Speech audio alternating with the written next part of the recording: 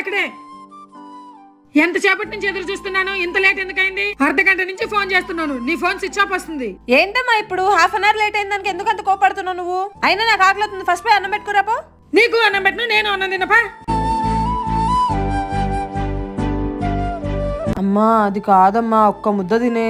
నాకొద్దని చెప్పానా? నోరు మూసుకొని లోపల పెట్టుకో, నాకొద్దు. అది కాదమ్మా, ఈరోజు ఫోన్లో ఛార్జింగ్ అయిపోయింది, నేను చూసుకోలేదు.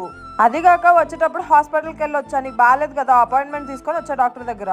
అయ్యో అవునా పావని, నాకు తెలియదు కదా. నీ ఫోన్ స్విచ్ ఆఫ్ వచ్చి నువ్వు లేటుకు వచ్చేసరికి చాలా భయం వేసింది, ఏమైందోనని.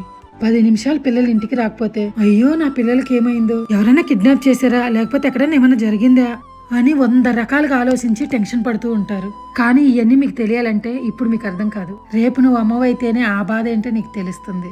సారీ అమ్మా, నువ్వు ఇంత టెన్షన్ పడతావని నేను అనుకోలేదు. అయినా పిల్లలు కొంచెం లేట్గా వస్తే తల్లిదండ్రులు ఇంత టెన్షన్ పడతారా అని నిన్ను చూసిన తర్వాత నాకు అర్థమైంది. ఇంకోసారి ఎప్పుడైనా లేట్ అయినా నీకు ముందే ఫోన్ చేసి చెప్తాను, ఓకేనా? ఈసారి తినే.